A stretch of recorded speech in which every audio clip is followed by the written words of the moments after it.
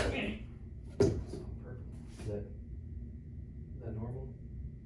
Oh, because I had that on. I don't know. Okay. Ooh. Is that what it looks like when you take it off? Yep. Okay. Okay, roll that up.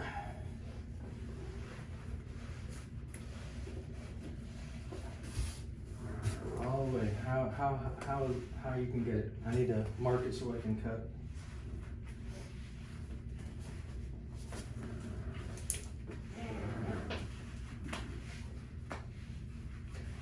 All right.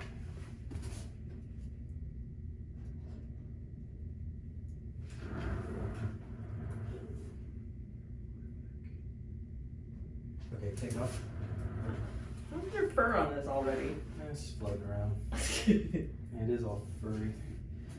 Alright, I don't have scissors. I gotta go cut this.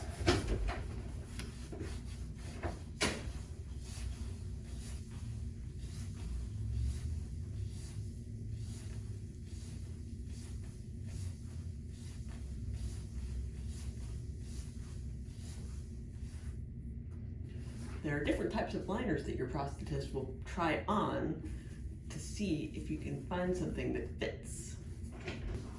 Are you going to use a different type of liner than this? Like the... I want to use the Synergy. I want to see, there's a couple sub-ischial socket wearers that have a limb like yours that walk extremely well. Guy has this liner, rotator, pump, all the same stuff, socket shaped like that.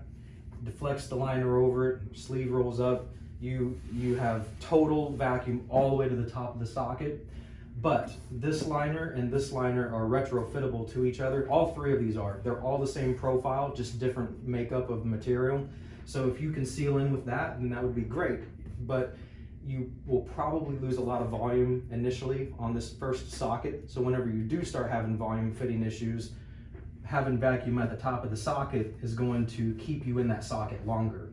So you should be able to go back and forth between these two. I know you want to have the socket exposed, but I also have an answer for that too. So we can do an outer shell of whatever you want, like the design, and then the sleeve of this will be in between your socket and the shell, which will protect the sleeve, and your sleeve will be out of the way whenever you're donning your leg.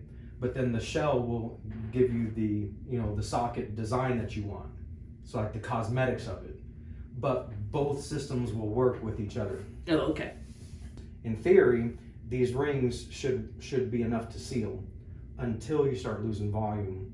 Yep. Just, you've already experienced that. Yep. So, but you've never been able to wear a socket like this because you had to go ischial containment all the way up and have the really crazy trim lines. Now you're not going to need that. If we can get the trim lines lower, you can deflect this over and it'll seal like a BK system does. So you've never experienced vacuum at this level yet. You've only experienced it at this level. Yes, that's true. Experiencing it in the entire socket level is an entire different experience. You're going to get better proprioceptive feedback. You're going to be able to lift up your leg and it go with you, and there's no lag. And so that's what I'm wanting to see, if we can maximize the performance by using vacuum and doing 100% vacuum instead of just partial. So try that on. Okay.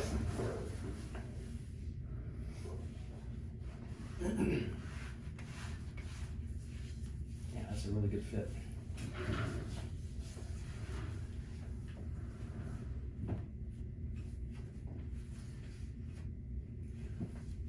Not too tight, not too loose. It's not too tight. It could be tighter. I'm used to that, which is really tight. Yeah, and this is a 34.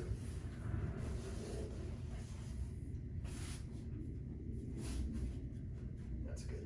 Yeah, this will work because the Synergy is stiffer than this, so I don't want it to make it too tight on this fabric. This size and this liner will feel tighter. It'll feel more like this. Because this is silicone, and this is a silicone blend. It's a softer silicone and it's a softer fabric. This fabric is really restrictive. That's why they work so well with vacuum. Okay. All right. Ready. And last week. I didn't come in. Go ahead and roll that up and hold it tight.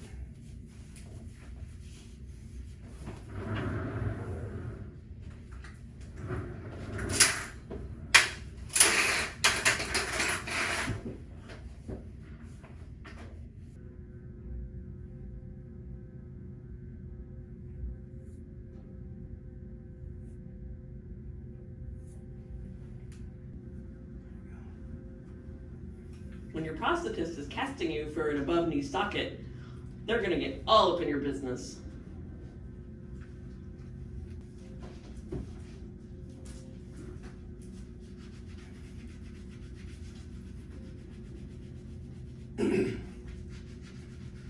So this will be for a sub-ischial socket. We do different casting techniques for different socket designs. This being the simplest design, but mostly the most difficult design as well.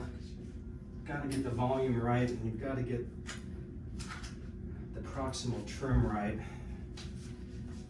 The shape is the simple part.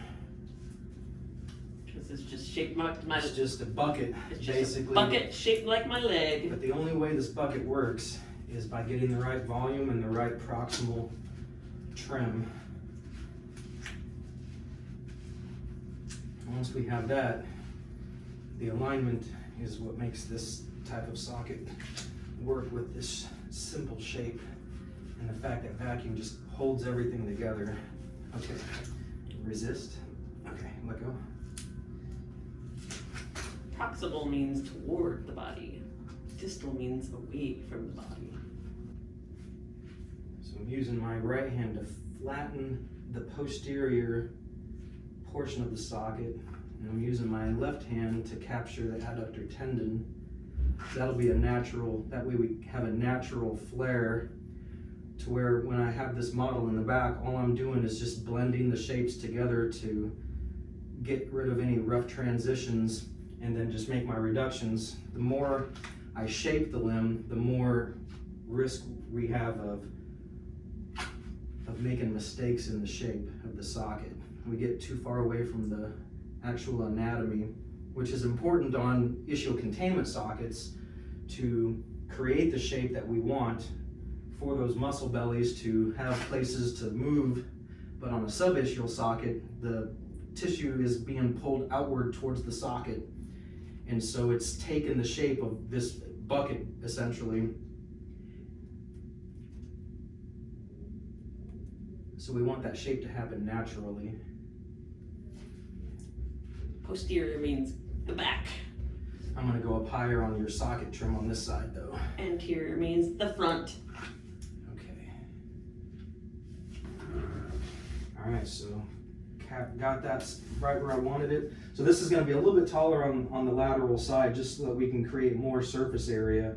We want as much surface area for vacuum as possible, but we don't want to go too high to where you can't deflect the liner over the top and then not even have the seal.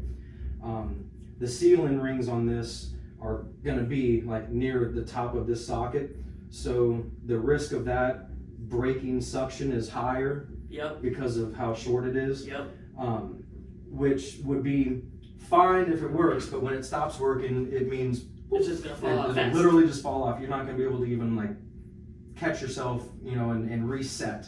So. Yep, I thought about that. Yep. So that's what we're gonna be doing. I'm gonna go a little bit higher so I can get as much surface area as I can, because I also don't want your limb to pop off of the liner. And it's not too much of a problem with this grippy silicone. This is a pretty sticky silicone. This liner works best for that purpose because of the grip, the texture inside it. But I don't want your limb to like pop out of this. I don't think that's gonna happen, because we would have seen, I would be able to pull and kind of tell. But we don't want to, we want to anticipate that might be a possibility. So I want to address it in the shape of the socket. So I'll be able to take this and make my reductions and get a check socket made. We can bolt the check socket to your knee and foot and walk on it. So I'll put a 4-hole plate or a multi-hole plate on here so we can get the alignment dialed in the check socket. And then you'll be able to get a good feel of what a hard socket feels like, because you'll be walking on it. It'll be a check socket. And if you can tolerate the comfort of that type of socket, then that'll be great, because you'll have a better feedback in a hard socket versus a socket with multiple layers. Yeah. So that's the first plan. If we have to go to a flexible inner socket in a hard frame, we will, and that's not hard to do. We'll have your model in the back. But I want to try it this way first and work from the top and work our way down as far as like comfort's important, but performance is the most important. So we want to focus on the performance first. Make sure that you can tolerate the highest performing sockets design and shape, and then work our way from there, versus like focusing just on comfort first, because comfort's going to come at a compromise of performance. Yep. There's always going to be that blend. So if we get close to that blend and getting rid of any comfort issues in a hard socket, then it seems like that'll be a really good socket for you. I think that you'll do better with that than what you've had before. Okay. I think you can tolerate it. I mean, you've got a pretty tough limb, and you were just standing on that hard socket, and you wouldn't be able to do that if it hurt. I mean, it wasn't comfortable, but. Well, it wasn't yours. Yeah. But you've walked on check sockets before, so I think that you'll be able to build up a tolerance to it to the point where it becomes actually comfortable. Okay. Any questions or thoughts on it? What do you think? I mean, sounds okay. Feedback? I don't know. I'm not sure. Well, okay. What else would you want this leg to do that you weren't able to get out of your last one, your last socket? Well, my last socket fell off of me. Yeah. That was a problem. How often did that happen? I mean, it depends. Sometimes it could go like a couple weeks without it falling off of me, and then it would be like falling off of me constantly, and I would have to put the belt back, put the belt on to keep going. Yeah. So you've had some pretty inconsistent days with it, but for the most part, several weeks is a pretty good sign. That's good. What do you think changed in your limb whenever your volume was changing? Do you think it was the amount of redundant tissue? Because your redundant tissue is pretty much where those rings were at. Like I would say, yes. I would say your femur was like right here. It was. Yeah. So really, you were just hanging on for dear life with your old socket, because all of this was just soft tissue. And then the ceiling was only at the bottom liner anyway. Yep. So that will probably, in theory, that's going to be solved because you have a very firm limb. Your bone is right at the end, not at the end, but you have enough cushion, but it's something that you can feel. It's enough padding, but you can feel it. Even with that liner on, you can feel it, whereas before you couldn't. So that should probably give you more consistent good days. But on the days that it was good, I mean, you were hanging upside down from it practically. It wasn't coming off, and that was pretty impressive to see, and that's what we would want to recreate. Yes, but the days where I was hanging upside down from it didn't last very long. Yeah, but you did it, and that's pretty impressive. Yeah. The fact that you could even get to the point where you were attempting it is impressive. So hopefully this revision works. I think it will. I think what we've got is a good plan, and then what we'll do next is see how well you do with the test socket, and we'll keep you in the test socket through whatever variations of it we need to go through before we do the final version, because it's going to be an exact copy. When we go from the check socket to your definitive, since they're both hard, it'll be an exact copy. Like it'll have a Vivac inner layer and then the carbon frame, just like that socket I showed you. If you have problems with that type of socket, that's when we'll change the design. But we won't do that until you've spent enough time in the check socket to really get good feedback with it. So like more than a week, you'll experience your limb will start shrinking rapidly, and it may not shrink much, but it probably will. You'll experience alignment, maybe adjustments that we'll have to go through. So having that done in the check socket is going to be way easier than the final. So if I got this type of liner, am I going to be like putting socks on and shit? No, you can, in theory, if you start losing volume, you would put a sock over that and sock it up just like a regular, wearer would do. But with vacuum, you won't need to do that until you lose enough volume, not the daily volume fluctuations that you go through. Vacuum is going to help solve that, but just the long-term fluctuation or reductions that you go through, just having this, having something on your limb. That's when people start using socks with subischal. But when they start using even just one sock with this design, that's an indicator to us that a new socket is probably needed. Because vacuum should eliminate the use for socks, but When it can't, then you sock it up just like before. So you will be able to wear socks again. Oh. It'll tighten the socket up. But generally, that's just an indicator that we need to do a new socket. That make sense? Yeah. So, okay, cool.